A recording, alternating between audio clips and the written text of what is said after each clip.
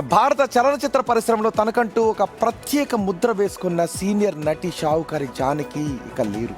గత కొంతకాలంగా అనారోగ్యంతో బాధపడుతున్న ఆమె చెన్నైలోని ఓ ప్రైవేటు ఆసుపత్రిలో చికిత్స పొందుతూ కన్నుమూశారు.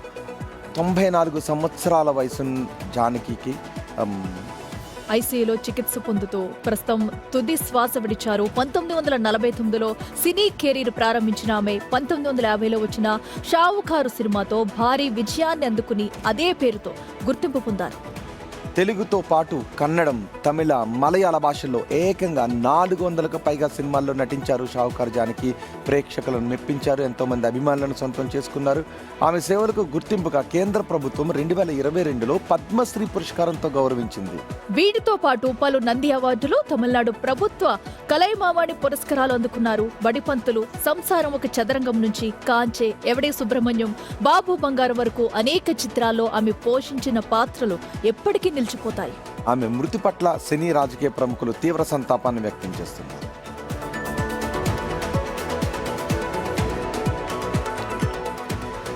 మరింత సమాచారం మా ప్రతినిధి శ్రీపాల్ అందిస్తారు. శ్రీపాల్, 94 ఏళ్ల వయసు జానకి, కానీ ఆమె నటించిన చిత్రాలు ఎంతోమంది ప్రేక్షకులను అలరించాయి, ఆకట్టుకున్నాయి. అందుకే షావుకారు జానకి అంటే ఇలా ఆమె రూపం ఎప్పటికీ నిలిచిపోయి ఉంటుంది.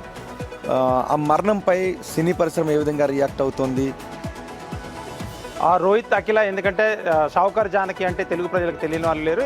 ఈ సినిమా ఎందుకంటే సినిమా ప్రపంచంలో 400కు పైగా చిత్రాలు చేసింది. ఆమెకి పద్మశ్రీ పురస్కారం కూడా అందుకుంది రీసెంట్గా 93 సంవత్సరంలో.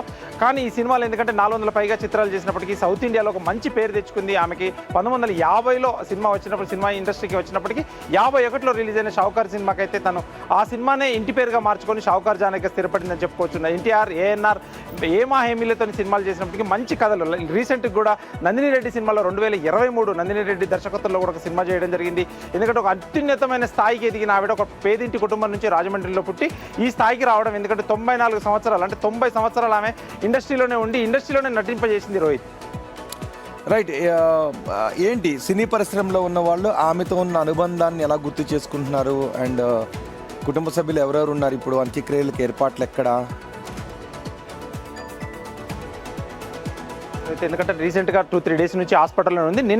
నిన్న కొంచెం సివియర్గా ఉంది, ఐసీయూలో జాయిన్ చేసినప్పటికీ ఈ రోజు మధ్యాహ్నం 1:30కు చనిపోవడం జరిగింది. అయితే ఇప్పుడు ఇండస్ట్రీలో కూడా రీసెంట్గా జూనియర్ ఎన్టీఆర్ కూడా ట్వీట్ చేయడం జరిగింది. ఇప్పుడు అందరూ కూడా ఎందుకంటే సంతాపం తెలియజేస్తున్నారు. ఎందుకంటే ఇండస్ట్రీలో ఒక సీనియర్ నటిని కోల్పోవడం చాలా బాధాకరం. ఇటు టాలీవుడ్ ఇండస్ట్రీ, ఒక తెలుగు ఆవిడ సౌత్ ఇండియాలో చాలా సినిమాలు 400 పైగా చిత్రాలు చేయడం అనేది చాలా అద్భుతం అని చెప్పుకోవచ్చు.